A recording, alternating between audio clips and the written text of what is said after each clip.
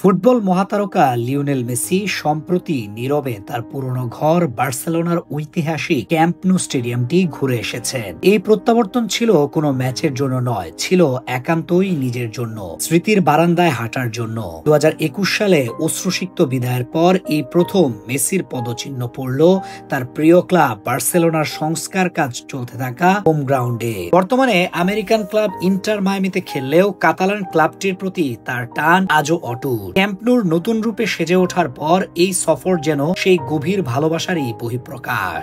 Stadium ঘুরে দেখার পর মেসি তার সামাজিক যোগাযোগ মাধ্যমে একটি আবেগঘন বার্তা পোস্ট করেন, যা মুহূর্তেই বার্সা ভক্তদের হৃদয়ে ঝড় তোলে। মেসি লেখেন, গত রাতে এমন এক জায়গায় ফিরেছিলাম যা হৃদয় দিয়ে মিস করি। সেখানে আমি খুব খুশি ছিলাম। সেখানে থাকার সময় আপনারা আমাকে পৃথিবীর সবচেয়ে সুখী মানুষটি বানিয়েছিলেন। আশা করি একদিন এখানে ফিরতে পারবো, শুধু বিদায় জানাতে নয়, যেভাবে বিদায় জানাতে পারিনি।